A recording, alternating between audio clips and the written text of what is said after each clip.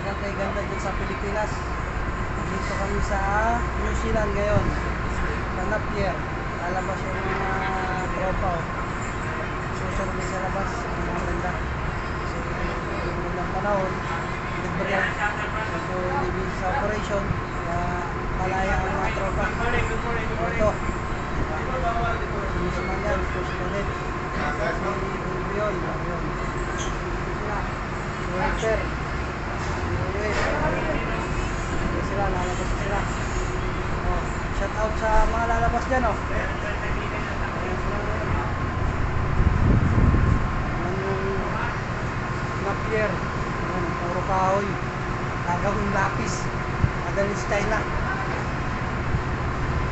Marami pang iba, mga plywood, kung ano sa bahay. Ayan, oh. Tapos dito, libre ang wifi sa internet for the first time. Libre ang internet sa lahat ng isang African. So dito lang sa New Zealand ng libre internet, libre download, lahat unlimited. Kaya para sa mga seaman, malaking tipid yun, hindi na bibili ng SIM card. So yun lang guys. Sa mga baguhan dyan, welcome kayo dito sa bahay ko. Halo to palo tayo, sabay-sabay tayo ng mga God bless, mag-work your life.